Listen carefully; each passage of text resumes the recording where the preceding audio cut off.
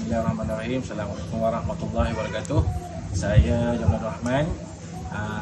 Saya buat Fajdu ni masuk ni kali ke 12 lah. Alhamdulillah saya masih teruskan buat juga Fajdu ni sebab ada keberkesanan dia. Setiap kali buat mesti ada keberkesanan dia. Jadi pada mulanya saya dalam grup family lah saya dapat tahu Fajdu ni pada abang ipar saya.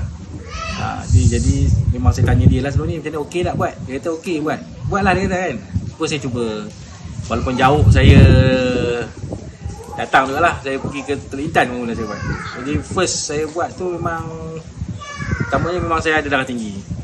Tapi Alhamdulillah darah tinggi saya pun okey. Kontrol lah sekarang ni.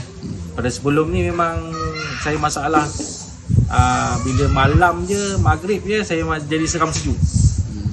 Jadi orang kata memang masalah kesihatan lah. Itu buah pinggang saya masalah dia.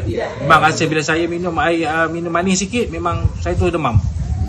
Tapi lepas daripada saya buat Fajdu ni Alhamdulillah ada keberkesanan. Boleh lah minum manis, boleh lah kan. Tapi kita kontrol jugalah. Tu yang saya sampai sekarang saya masih buat lagi. Fajdu ni Alhamdulillah ada keberkesanan. Ni masuk ni kali ke-12 dan baru ni dah dekat 2 bulan ni lah. Puasa raya tak sempat, biar raya tak sempat. Tu dah ada dah rasa macam-macam lah. Tapi tu buat balik ni Alhamdulillah lah ada lah dia punya ni. Jadi insyaAllah kita cuba ikhtiar. Okay, terima kasih.